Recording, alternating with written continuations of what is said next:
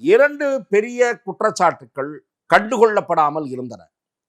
ஒன்று, நிதியமைச்சராக திரு பிடிஆர் பழனிவேல் தியாகராஜன் அவர்கள் இருந்தபோது ஆயத்தீர்வை செலுத்தப்படாத மதுபானங்கள் 3000 கோடி ரூபாய் அளவுக்கு நமக்கு இழப்பு ஏற்படுகிறது சொன்னார்.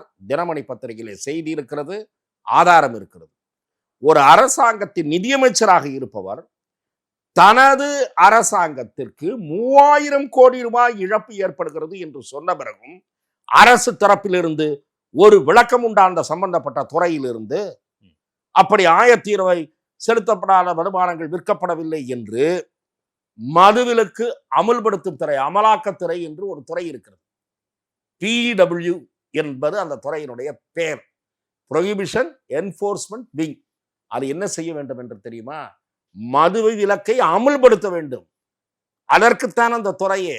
ஆனால் அந்த துறை மது விலக்கை அமல்படுத்துவதில் தோல்வி அடைந்து மது விற்பனை வளர்ச்சி துறை என்று பெயர் வைத்து விடலாம்.